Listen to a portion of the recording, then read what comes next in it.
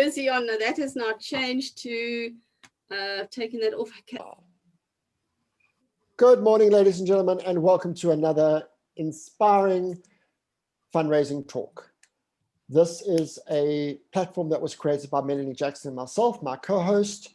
We started this during lockdown as an initiative for us to just create a platform for fundraisers to come together and share, to support each other. And through your fantastic participation, we have grown this into a movement, not even a tribe anymore, because we're well over 200 fellow colleague fundraisers and people in the nonprofit sector that are on our WhatsApp group and engage on a daily and weekly basis. Every week we inspire you with new topics, and we work really hard to make sure the content is relevant, it is up to date, and it's going to empower and support you to be a better fundraiser, more empowered, more supported, and ensure that you're up to speed with what's happening both here and globally. And on that note, we are very, very fortunate and blessed to have a dear old friend who was a mentor to me in my days when I was young and green. And I'm sure to many of us, Jill Ritchie is well known, but I'm not going to steal Melanie's limelight, and I'm going to ask Melanie to quickly tell us about who she is, and then secondly, introduce Jill Ritchie. So much, Calvin. Hi, everyone. My name is Melanie Jackson. It's great to see so many familiar faces on the group today, and welcome to folk who are joining for the first time. As Calvin has said, we started this in an effort to help and support fundraisers who were not being well loved over the COVID lockdown. And we're really thrilled at how it's grown. And thank you all for being such active members. If you're not on our WhatsApp group, please pop us your mobile number in the chat and we will make sure that you join. It's a place to ask questions, it's to hear about calls that are coming up, and just to support one another. So I am super excited about today's speaker. I have known Jill. Jill and I, Jill, we probably shouldn't be saying stuff like this. It makes us show our age. But I've known Jill for a lot of years, and Jill has been an incredible influence, mentor, advisor, guide. Gosh, I could go on all day, but she's going to start blushing, so I won't. I don't think that anyone really needs to be introduced to Jill. She is one of the top fundraisers in the country. She's written several books on the subject, and they're books that I have on my bookshelf and refer to on a regular basis. She's now based in the UK, and I'm really excited that today she's been able to set aside some time for us to talk about what it's like fundraising for South African organizations in the UK right now. So Jill, over to you. Thank you, Melanie. And what you forgot to add, both of you, is that I've also learned a lot from you guys. You two are my sort of go-to whenever I have a question. So hi, everybody. I'm sorry I don't have little images of you all here, but hey, do you realize that today it is exactly 1 year since the first case of this virus was identified? I mean, what a year it's been. I feel on a lot of levels, and particularly in our fundraising work, it's like someone has pressed pause. Now, obviously, you know what I've been monitoring closely, because I'm in South Africa 5 or 6 times. I mean, I just still kind of live in an airplane, but I've only been there once this year, and then that's it. And I can't wait to get back. But like in South Africa, a lot of the money, the vast majority of money, was going to crisis issues such as feeding people.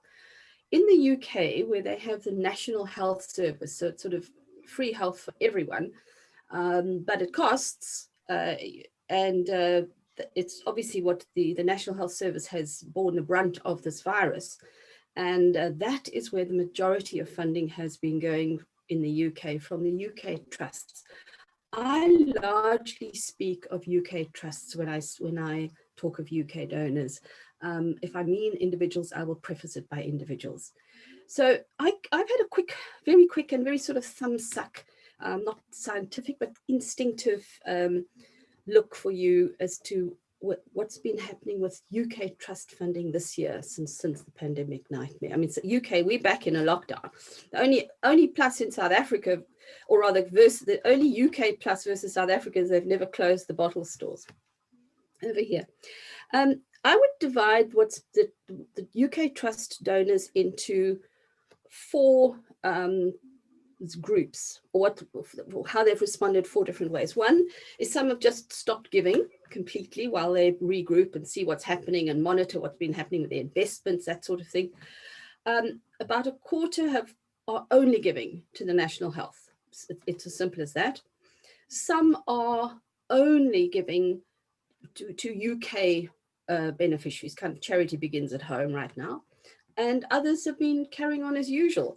So my best overall advice is to be preparing now for your fundraising for next year. That's kind of the best thing I can advise you to do, because at least with this vaccine on the horizon, I mean, it's going to be interesting to see what it entails and how long it's going to take to roll out, but at least there's a bit of light at the end of the tunnel. So just going to zip through some slides. I understand from Kelvin this will be recorded, so you'll be able to catch up if I go a little fast. Sorry, I am conscious of our time. Certainly not going to read every line, but I'm just going to be guided by the slides. And of course, I know you can be putting your questions in, but we will deal with them afterwards. Okay. It's a sort of reminder we don't particularly want, but those years of many people honeymoon time, those are long, long gone. Today, there is absolutely no advantage for organizations because they're in South Africa. Definitely not. In the UK, Ghana, Nigeria, and South Africa are viewed as the wealthiest countries in Africa, and there's no shame. And obviously, all Zuma and all the corruption just hasn't gone down very well here. So it's tough. We need to recognize that it's tough.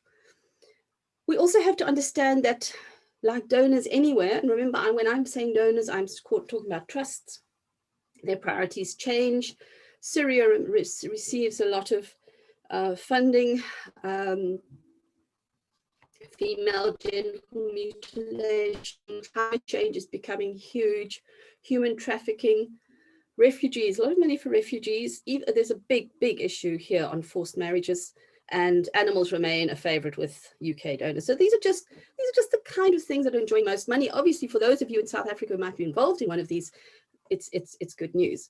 But my point is that donors' interests change, and we need to be aware of that.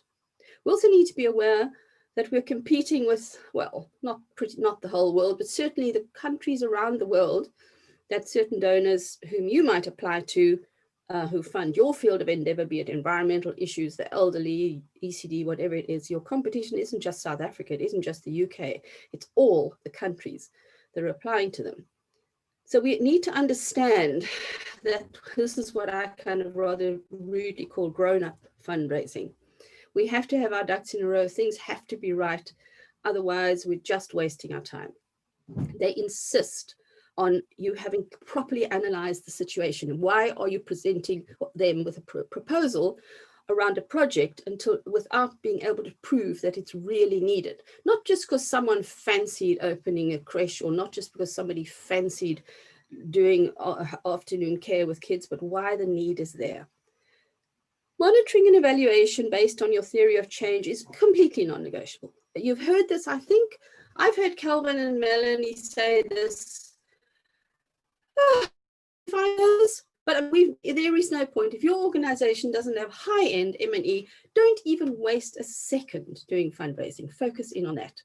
And also just on terminology, in this country, no matter what you do, every nonprofit is simply known as a charity, simply because the body that governs the sector is the Charities Commission. So it's just kind of get used to the terminology. You are a charity in their eyes. You need policies on absolutely everything. And it's good to have them. Environmental policies, sexual harassment policies, safeguarding, etc.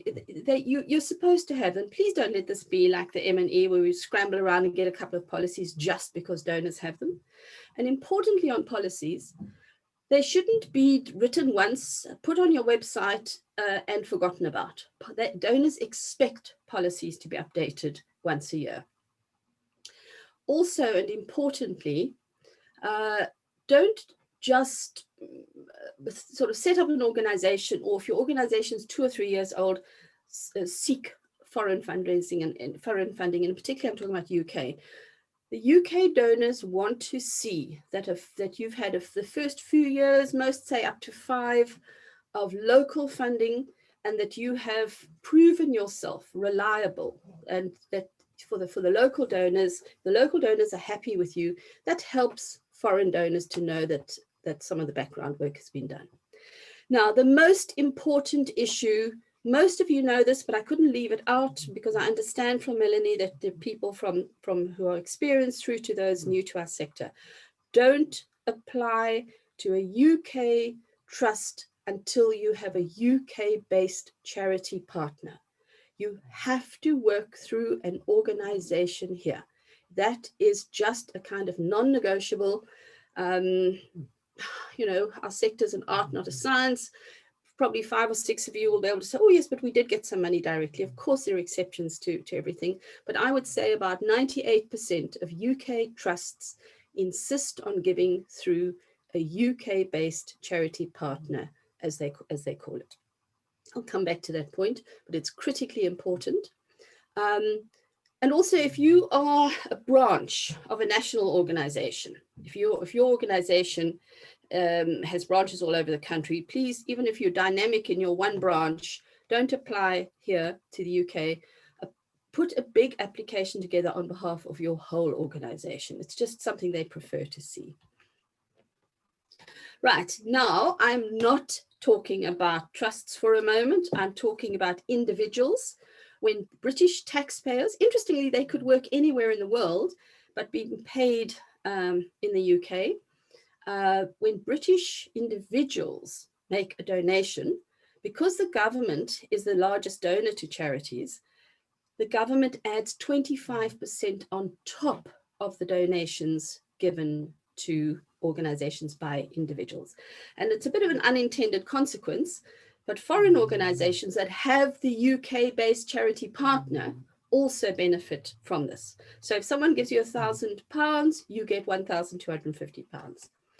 Now, I know that people find it a little hard to get their heads around this. I struggled for about a year to understand it. So although we're short of time, I thought I'd just put a little slide together and pretend Mrs. Smith, the generous Mrs. Smith, has paid, for instance, £1,000 to Her Majesty's Revenue and Customs, that's the UK version of SARS, in tax. Because what they're doing is this money the government is giving to the charity on top of a donation is actually the taxpayer's own money. They're happy to give up the tax from an individual to encourage them to make donations. So let's pretend Mrs. Smith has paid her £1,000, for instance, in tax. Then she donates £200 to Charity A. The government takes £50 of her tax money, and therefore Charity A gets £250. In other words, £50 of that. So you can see what's happening. Her £1,000 has now become £950. And let's say she's super generous and she donates £800 to Charity B. So which then will get £200. And her little lump with the charity, her little lump with the HMRC will reduce and reduce and reduce. So just understand that it's not just an individual taxpayer, it is also that they have to give permission, and it is their own money. So for instance, when Mrs. Smith has given away her full £1,000 of tax, it's gone, but it's still fantastic. So understand that there's that opportunity, but only if it is done through a UK-based charity. And if Mrs. Jones happens to donate online because she's seen something you're appealing for, happens to be living in the UK, you won't get the extra 25% if you're not doing it through a UK-based charity partner. So the whole thing for this is just the mindset. It's just the way it's been. I see it as a bit of colonial thinking. But the 3 options for having this UK-based charity partner are, firstly, you could set up your own entity here. Can be quite expensive. around £6,000 to £8,000, and I did multiply that by 20 for rand, so it gets pretty expensive. I have found somebody here who's semi-retired and used to do this work, and I've twisted his arm to do it for South African organizations for £1,500 and done quite a few, and they're very happy with it. So you can always contact me if you want to be introduced to him. The simplest, and what most of us used for decades and decades, was to find an organization in the same or similar field of work. If you're a hospice in South Africa, find a hospice here.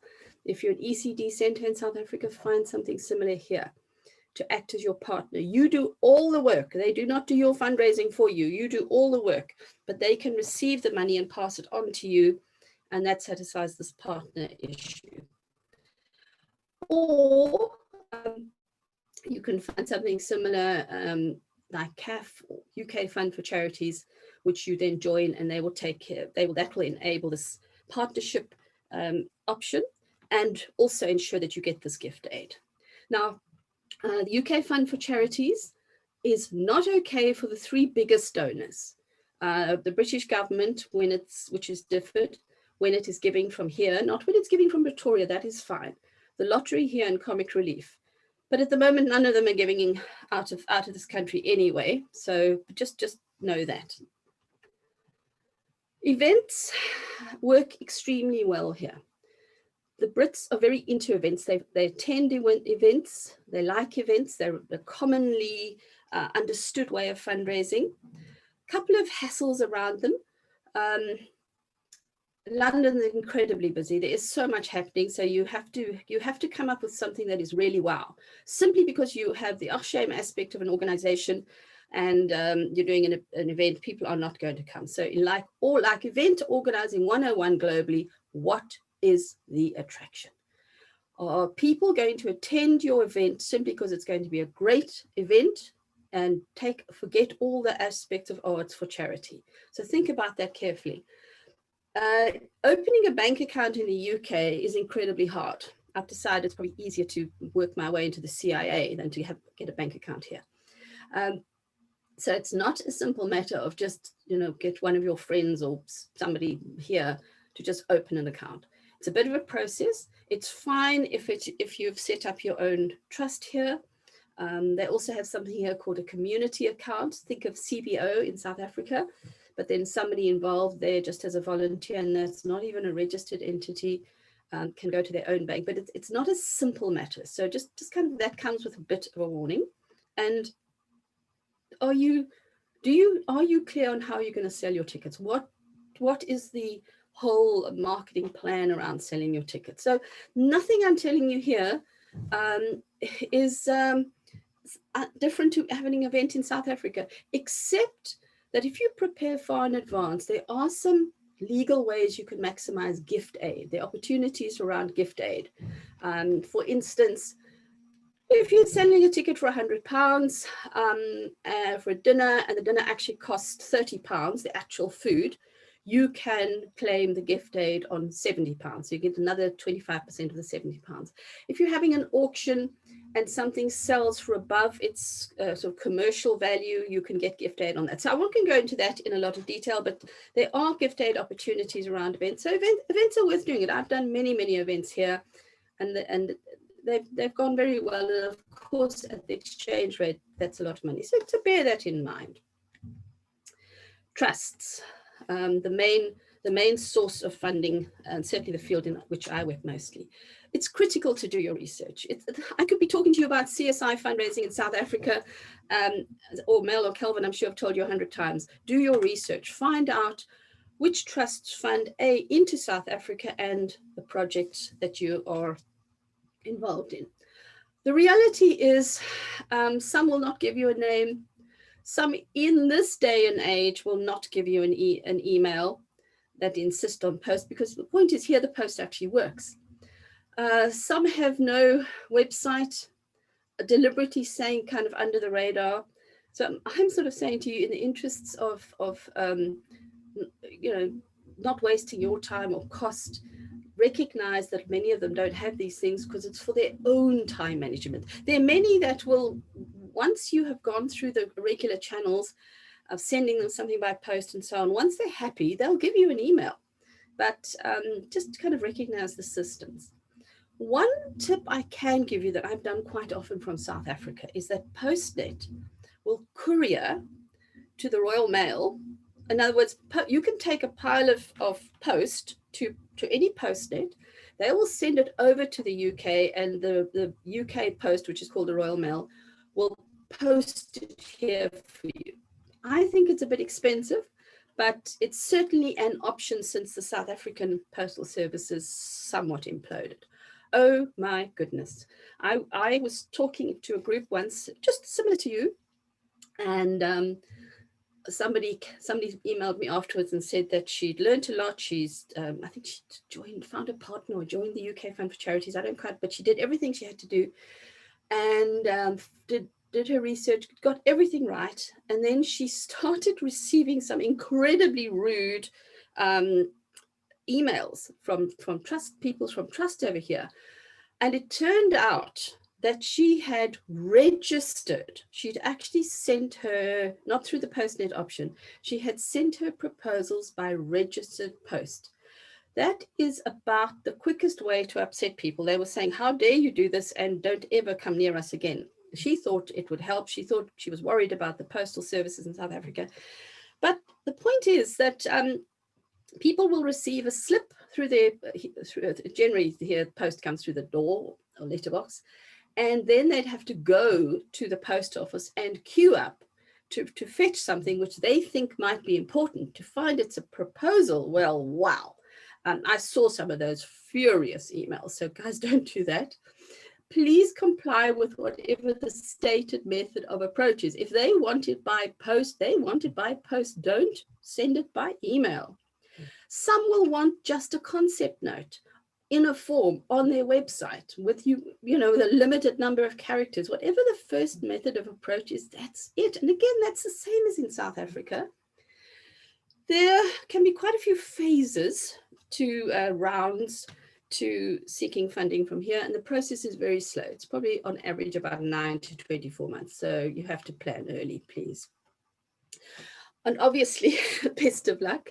One important thing is that I'm still hearing, because I talked to a lot of donor trusts here about their foreign giving, and many people are not doing their budgets in pounds. I suggest rands and have a second column for pounds, because hopefully if you're funded, you will have to report, and your financial statements in South Africa, of course, are in rands.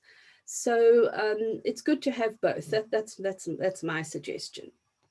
But the most important thing is that you need to be strategic in what you're doing. And one issue that remains a problem, I get asked about this more than anything else. We do our research and we find that donors are saying we do not accept unsolicited proposals. Now, it's a tough one. I've spoken to a number of people from donor trusts, and interestingly, some of them say to me, well, yes, theoretically we say we kind of cover ourselves by not accepting unsolicited proposals, but if we see something really amazing that arrives, we might consider it. So it's kind of half an answer. I'm seeing, interestingly, a few of the UK donor trusts are putting a section up on their website where they're saying, post something here about what you do.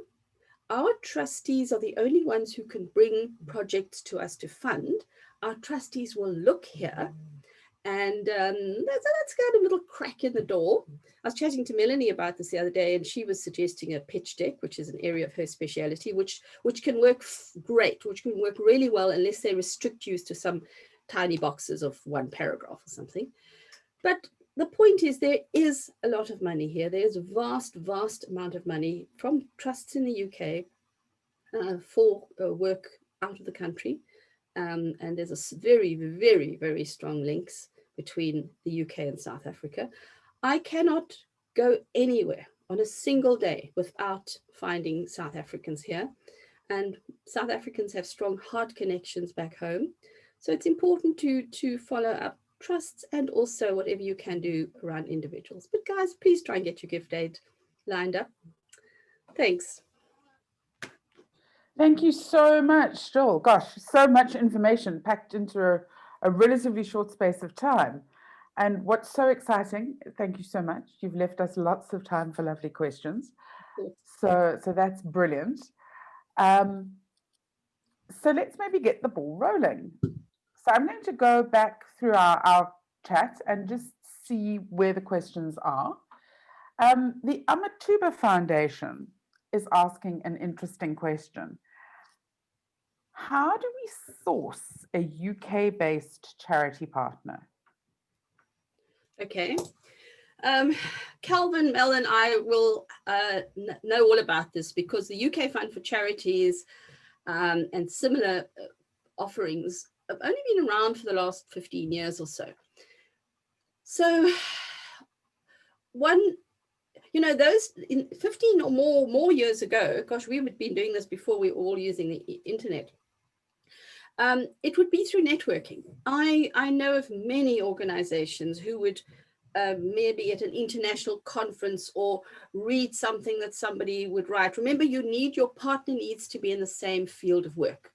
And I'll give you a few quick examples that I arranged here. The President's Award in South Africa, I arranged for the Duke of Edinburgh Award here to be their partner. The NSRI, I arranged for the Royal Lifeboat Association to be the partner, and I could rattle on and on and on. So the similar field of work. Now, I would argue that today, even though we're all locked down and don't all travel, there's so much happening online. So you would be connecting in some way with somebody or seek out an organization that is doing similar work to you and ask if they will act as your partner. It basically starts with networking. It simply does. Be warned though, and very often the organizations here whom you might seek to partner with won't actually know a thing about this concept. I must say, since the UK Fund for Charities was formed, which I've got used so much that I was asked to be a board member and I now chair on a voluntary basis, I haven't bothered to seek a partner because the UK Fund for Charities is kind of tailor-made for this, costs £100 to join and it all works like a dream. But if you prefer to have a partner, you will have to do all the work. I cannot stress it enough. They do not do your fundraising for you. And they may well want 10% or something. Occasionally, donors might add about 10% on top, but that's only for large amounts, for all the things they expect them to do. So bottom line, network online and find someone willing to act as your partner. Mel, if I can just come in here as well, I think this is a great opportunity to talk about the workshop that Resource Alliance did. So, Jill, as you will know, that with the change of COVID-19, the IFC this year went virtual. So Resource Alliance have had to reinvent themselves. And they've created a community of practice and a community of change makers, where by joining the Resource Alliance, you actually have access to fellow fundraisers around the world. And that's a lovely way to connect with organizations in like-minded spaces. So I agree with you, but I also think it's a great opportunity to pick the brain of your colleague in the UK that's also working in a similar space, whether it be environment, ECD, whatever, to say what sort of donors are playing in this space, because they might know of one of their donors that wants to fund outside of the UK that can give you that tidbit, and then it allows you to do your own research. So it's actually a lovely pipeline. And that's why we encourage people to really join organizations that are bodies for fundraisers, because it allows you to network with your colleagues around the world. So that's a great idea. Melvin, you're so right, and I love what the Resource Alliance done. I thought it was so innovative and so amazing, and I commend them. It goes a step further, though. I mean, just to add to what you're saying, the donors have British-focused budgets and foreign budgets. So, it's because one of the issues the partners get a bit iffy about is, oh gosh, but if they fund via us to South Africa or the Guatemala or wherever it may be in the world, they won't fund us. And I go, no, they have UK budgets and they have a foreign budget. So yes, absolutely. Jill, before we move away from the idea of partnerships, there's a follow-up question being asked by the Amatuba Foundation, just to re-explain the purpose of having a UK-based charity partner. It's the mindset of the British trusts, not the ordinary people. They want to work with a partner, an organization who's local to the UK, a quick phone call away. They can hop on a train and meet with them rather than sort of give the money out there into the colonies somewhere. It's a horrible colonial mindset. That's the way I put it. It's just the way they've done it for so many decades that they don't think of changing it. They enter into a contract, for instance, or MOU with the partner organization, because they know they can follow that up. They can even go to court and get the money back if it wasn't spent properly. The onus is on the partner to sort of then drip feed out there to all over the world. So it's just a requirement because they are happier that they deal with somebody locally. I hate the system, but it's the way it is. Yeah. Right. And Jill, I think also just to add on to that, it's understandable with, as you highlighted in your presentation, the reputation of the level of mismanagement, corruption in South Africa. We've all seen the headlines. So I think that it's a protection for the UK as well, because for them to come after a charity 1,000 miles away across the ocean for 1,000 or 10,000 or 100,000 pounds, it's not worth their time. So it's really just it's a way of them being their due diligence. And also, but to Joel's point, ladies and gentlemen, is that partner is not just someone that's going to rubber stamp and allow you to use their postbox. It is a true sense of a partner. So you've got to be absolutely ready to make sure that what Melly and I have been drumming for the last year, are you fundraising ready? Have you done your research? So, and as Jill really pushed today, have you got the M&E? Have you got the impact? Because if you haven't, get that right first, and then you'll be successful. Because no partner in the UK is going to just willy-nilly say, yeah, there's, not a problem. And even trustees over there are not going to say, yeah, I'll sit on your board, because the governance and fiduciary requirements are massive. So it's, take this guidance and this experience and this wisdom from Jill seriously, because if you do it right, as Jill said, there's lots of opportunities, but tick all those boxes and get it right first. Yeah, Kelvin, you're right. Let's just not slate South Africa entirely. This applies to any foreign country seeking money in the UK. It's got nothing to do with South Africa. It's the way it works, and it's been there for all the decades that I've been fundraising. So, but yeah, they just, it's their comfort zone if they just want to talk to someone local. And I think also coming back to what you both were saying around monitoring and evaluation, Jill, I've never forgotten one of the first things you said to me when I came to you, I think, when I was still fundraising for the hospital, and asked about fundraising overseas. The first thing you said to me was, it's grown-up fundraising. Mm-hmm. And I saw that on the slideshow, and it is true. You have to have all of your ducks in formation, very well trained and ready to roll if you want to move into any foreign fundraising market, but definitely the UK. And one, I think that as we come out of whatever this COVID thing is, that's going to become more and more important. And Kelvin and I, through this series of webinars, have really encouraged you, work with your programs team, work with your M&E team if you have one. Make sure that you know what success looks like and you know how to articulate it, because that is really going to become more and more critical to fundraising going forward. So let's move on to the next question. This is from Sarah. She says that it's not clear on the CAF UK website that they offer the service you mentioned. Are you sure it hasn't changed? Hi, Sarah. The short answer is I don't know. Why I add CAF is I have immense respect for CAF. And because although it's entirely voluntary, I don't make a penny out of it. I chair the UK Fund for Charities. I just think ethically it shouldn't be the only one I mention. I have understood that CAF does it, and I know for a fact that because sadly the American Fund for Charities has closed, CAF America definitely acts as a partner. That is a definite. So I will certainly look into that, but it was my understanding that CAF did it. So I'm sorry if I'm giving wrong information. UK Fund for Charities does it. It's £100 to join at £60 a year, and they do all the work. But I just kind of ethically feel we shouldn't be the only one I punt. So, Jill, if I can just add on to that, because I do have a relationship with CAF and have served on their board for South Africa. So, ladies and gentlemen, it's not a conduit. CAF South Africa's role is to represent civil society. What they have been successful in, as Jill has intimated, is that if a donor in the US, Russia, wherever, including the UK, wants to support a program in South Africa, they often go to CAF if they're already supporting CAF and say, please find us a partner that's working in this space.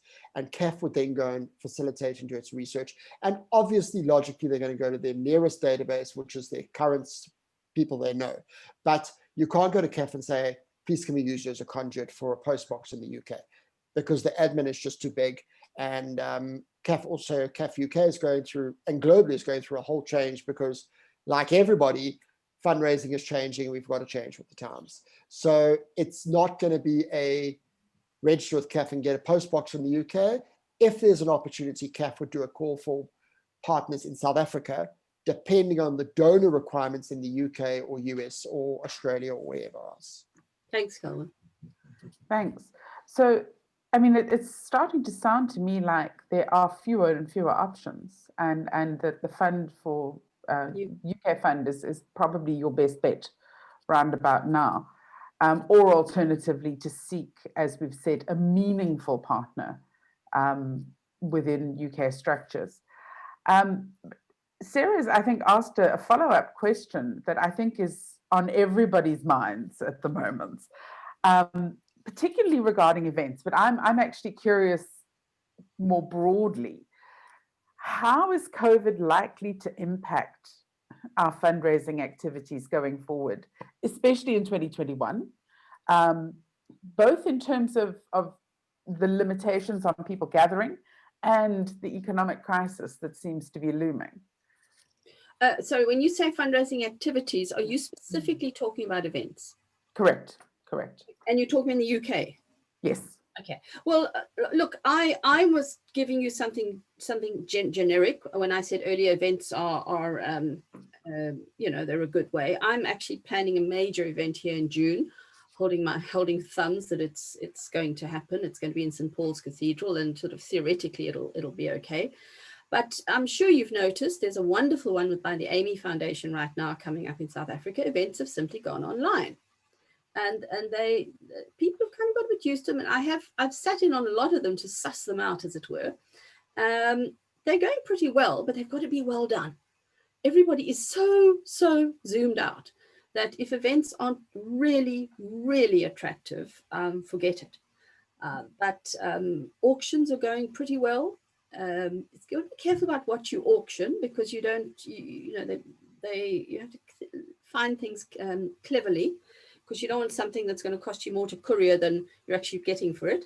I'm monitoring South African organizations and what they're doing via auctions, and they're still selling lots of holidays. It's one uncomfortable night on a plane between London and South Africa. So I'm finding as the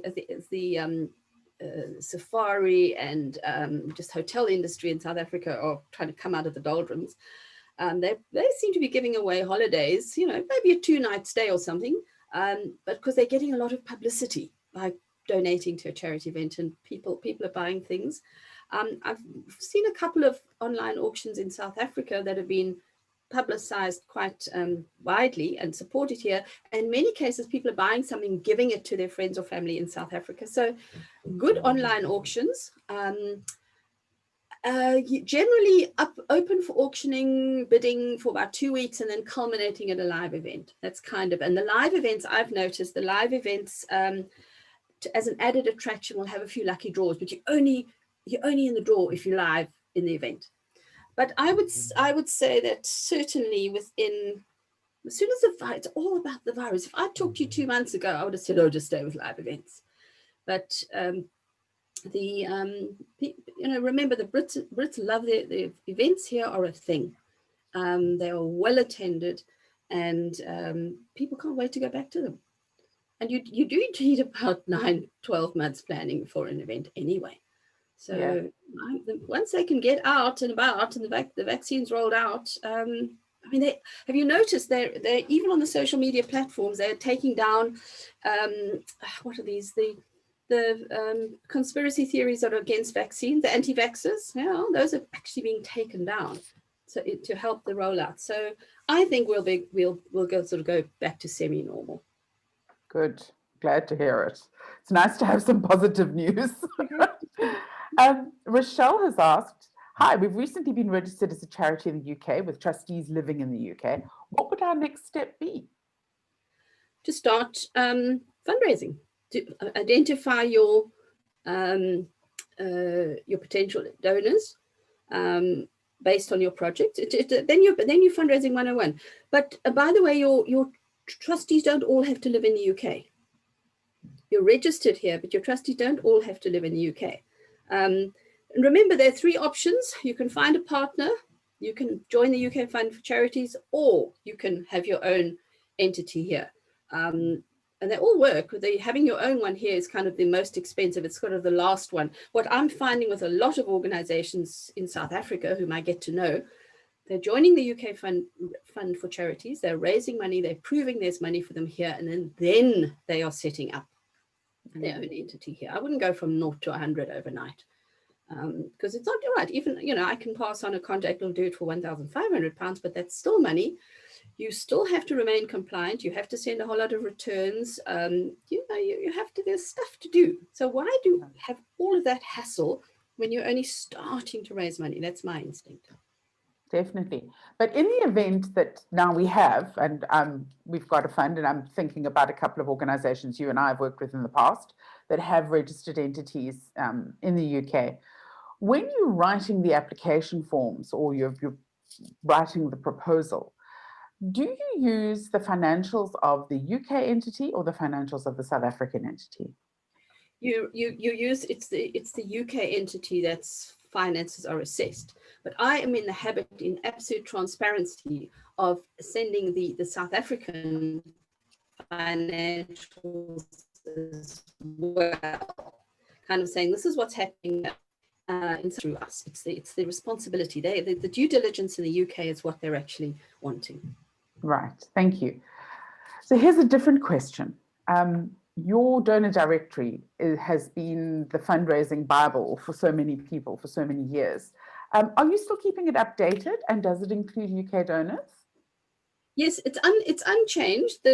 Some of the team who were working with me in South Africa are still handling that, but nothing has changed. The only thing has changed, we've managed to bring the price down by not doing hard copies. So they look the same, but we've changed the offering, and one can have whatever you have, you now receive by email. So you save the cost of what we used to have in printing and production and time and all sorts of things, and courier, etc. So the prices have come down and the options are there, but they've always been the South African donor directory, which is South African trusts, companies and embassies, and the Northern donor directory, which is UK, USA, Europe, and it's been sort of ever growing with other countries being added. And yes, I'm certainly still updating that all the time. The North, I'm still working on the Northern one, on the updates. The South African team updating the local. Wonderful. And we would be able to go to your website and order from there? Yeah. So that's papillonpress.biz, I remember. Yeah. It's on this. No, it isn't on the slides, but it's like my email. But you can share that, Mel. Okay, great. We'll pop that onto the WhatsApp group afterwards. And then, Calvin's just put it into the chat. Thanks, Cal. So here's another question from the Amatuba Foundation that I think is going to spark some interesting comment. What are your thoughts around coming in person to the UK to network? That is the traditional face-to-face way versus virtual networking. Do the British not prefer the tangible experience of meeting the face of the organization? Oh my goodness. This presentation started for as a longer one, and Mel and I went over together, and one of the slides I took out in the interest of time was literally about coming to the UK. The point is, it depends who you are aiming to see. You will not, treble, underline and highlight, not be able to contact potential donor trusts over here, fill a diary and come and talk to them. They will not see you. A, because they preserve their time, and B, they don't want to advantage one organization, say in South Africa, who's found the money to send somebody here. And that's not for the faint-hearted. There's visa costs. I mean, it is incredibly expensive to get here versus one in, say, Sri Lanka that's working in the same field of work that can't send anybody here. So, yeah, you know, you're not going to get an appointment. Ironically, once you have a donor who's supporting you, then they're very happy to see you. I've sort of always have been in the habit of hand delivering or delivering in person the report to the donors, and you can grow the relationships. So the trusts will not see you. I am a strong proponent of events because A, they work here, and B, you have a bit of a captive market. You can there's a way of talking to people. So it all depends on who your market is. I handled Rhodes University's fundraising here for 4 years, and that was initially largely focused on the alumni. So reunions were sort of, because I organized them, they turned in a bit of fundraising initiatives. So I've had some really good experiences finding ways to address groups of people such as a Rotary Club, a church congregation, etc. So it just depends who it is you're trying to see.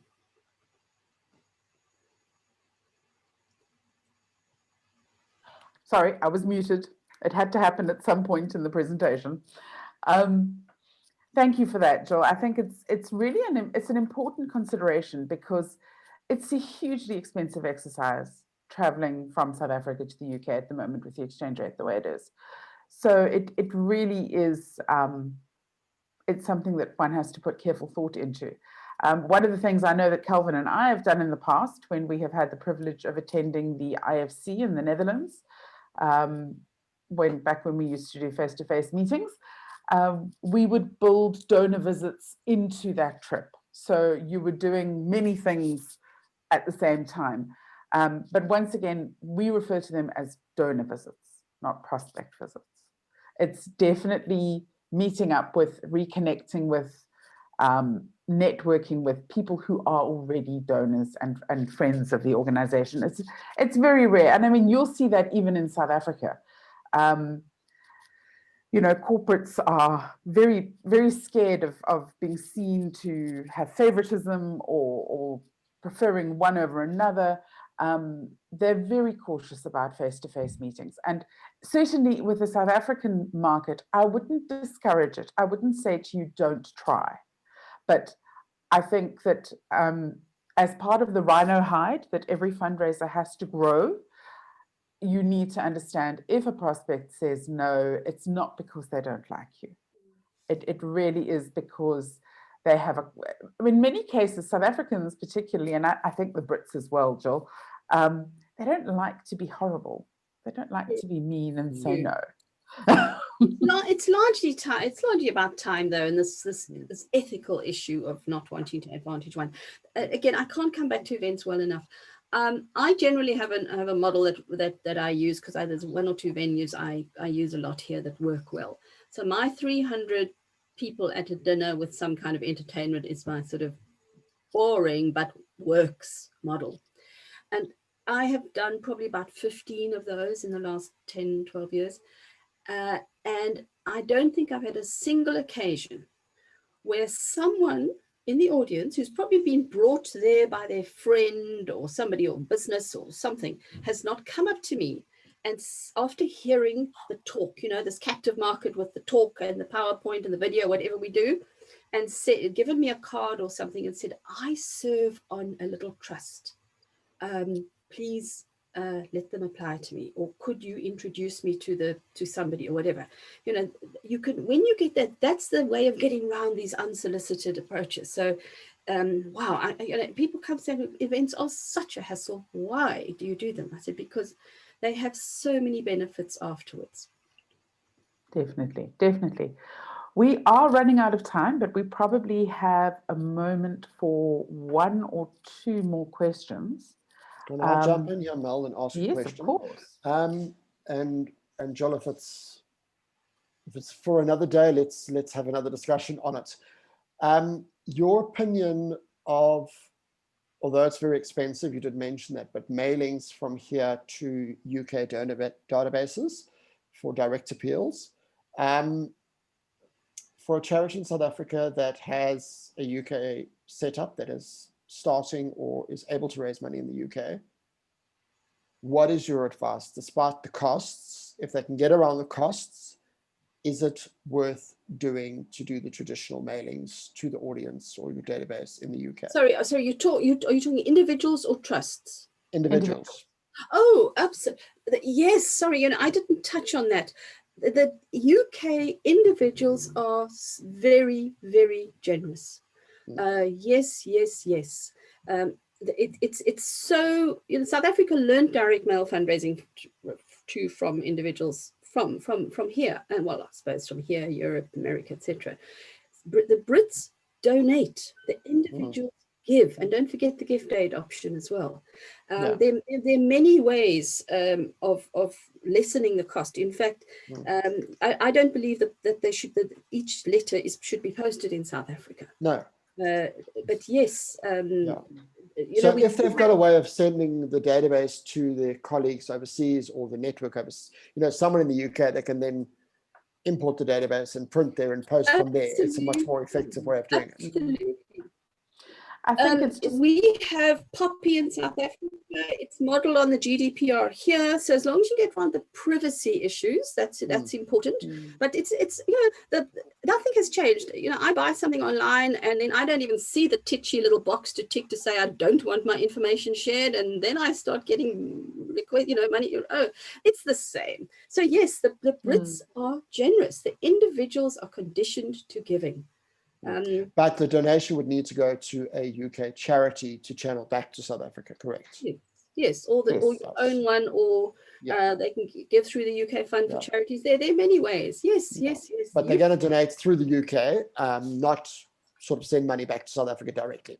Correct. But remember, online is huge.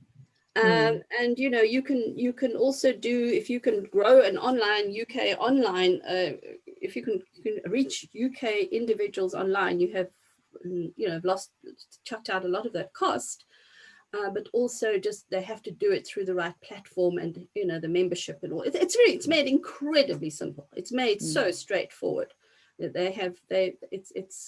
it's not a hassle. But yes, sorry, I neglected that. Individuals are a huge source of funding here. And I think, though, it's just important to remember that there are structures that you need to put in place to make it happen, as in having a local receiving office, having a place where return to sender mails can go. So you do need a degree of infrastructure. And there are some consultants that are based in the UK and in Europe who do this kind of work. So if anyone is looking, they definitely are out there. I'm sure that certainly it's lovely to have Sarah on the call as well. Between the four of us, we probably know several organizations that you could approach for quotations to do that. And I actually heard something very interesting the other day from someone in the UK saying that because of GDPR and a lot of nonprofits, well, there were a couple of nonprofits who were actually fined under GDPR, and it caused a bit of a scare. There's been a downturn in the number of UK-based organizations that are using direct mail, which means that there's potentially a little gap in the market that we could capitalize on. So I would certainly agree with Joel and say that there's definite possibilities right now. Just a last tidbit on that, Millie, because I know we're running out of time. Please make sure you are working with someone in the UK on the content, because our style and our language is very different to the audience's language. So don't send the traditional South African I'm ashamed ask letter with our language and tone, because it's not going to work. So work with somebody in the UK that understands the audience. I do a lot of that editing. Right. Exactly what you're talking about. I do a lot of writing for those, and it's completely different. It turns my brain inside out when I have to do one. But thank you for that. It's a really good point. It is, as I said, you need that infrastructure. It's not something that we just leap into, but certainly it's got great potential. One quick last question, and then it's going to be time for us to say goodbye. Amatuba asks, are international bank transfers an inconvenience for individuals? Do they prefer to donate to a local UK charity rather? And I think this speaks a little to the online. Yes, well, South Africa, as you know, has exchange control regulations. The UK does not. It's as simple and easy for me to go on my UK bank and send money anywhere in the world as if I'm paying in the UK. It's simple. However, it has costs on both sides. It costs me £4 from my bank, no matter what, and depending on whether I select to, I'm saying in the UK, we'll think of a donor here. So there's I'm with HSBC Bank. There's a flat £4 just for the hassle, and also I have to select whether I pay the charges or whether it's got to come off on the other side. And now we're getting into the realm of about £40. So I wouldn't touch it. Credit card, PayPal, there are many other routes. I wouldn't go that way, honestly. It's just too costly. But nobody has to schlep to the bank and take your passport and fill in 3,000 forms and sign a queue. There's none of that stuff that we have in South Africa. Yeah, but you've got to love it. And in some respects, the South African banking system is way ahead of most of the rest of the world until we hit exchange control. But anyhow, time is not our friend, and it's run away with us. Jill, thank you so much. I think to have information straight from the source and so up to date and relevant has been an absolute gift. Thank you for giving up the time. We really appreciate it. Lovely too. I stay in touch as much as I possibly can on every level, and I'll be back as I'm allowed to fly. Wonderful. We're looking to welcoming you back, and thank you, Jill, and thanks for being such a great South African ambassador for our causes and for our fellow fundraisers over there. It's great to know that we've got our flag flying high in the UK. Your wisdom, your knowledge, your experience, and just being an absolute ambassador for, I saw that in the corner, being an absolute ambassador for the brand. So thank you. Ladies and gentlemen, as always, thank you, because without you, we would not make this possible. Just a reminder, this is recorded. It will be uploaded on our YouTube channel within probably the next 2 hours. So watch the WhatsApp link. We put it in there. And it's there forever. So please go use it as a tool. Share it with your colleagues. Share it with your board if they want to talk about international. It's, you would pay a great sum of money if you'd gone to a 1 hour physical workshop with Jill. So here you've done it. Jill's given us her time for free. So great knowledge and great experience. Next week, we ironically, Jill, are going to be focusing on events, because when we're out to do them. So next week, please log on. We're going to be talking about events, and not only, 2021 is around the corner. We're all praying and hoping that things will get back to normal and we will be allowed to do events again. So one needs to start planning for them. So please join us next week for an exciting interactive session about events. And we look forward to seeing you there. Please stay well, stay safe, and keep flying the flag. And we look forward to seeing you soon. Thank you very much, Jill. Thanks, Mel. Thanks, everyone. Take care. Bye, Thank everyone. you, Jill. Stay well. Thanks, Jill. Bye now.